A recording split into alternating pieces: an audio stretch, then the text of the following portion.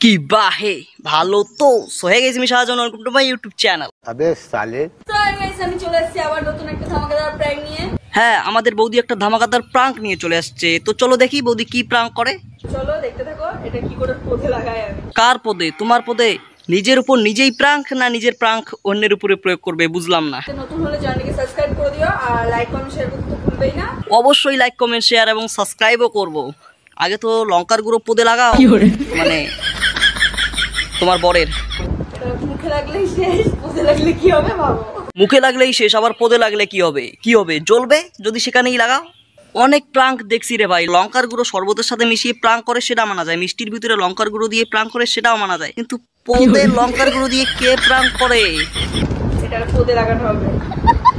সমাজের এই মেয়ে নামের মালগুলো কতটা নিচে নেমে গেছে একবার ভাবতেও অবাক লাগে। তারপর পথে লাগানোর ব্যবস্থাটা করে নিতে আসি।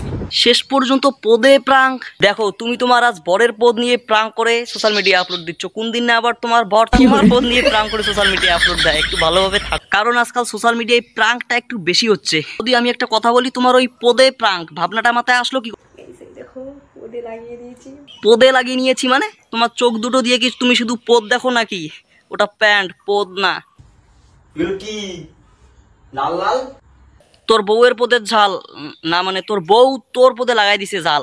বাল ছাল যা, তোদেরকে রোস্ট করার জন্য খোলা আকাশের নিচে মাটির উপরে সেলফি ক্যামেরায় আমার মুখটাই যথেষ্ট।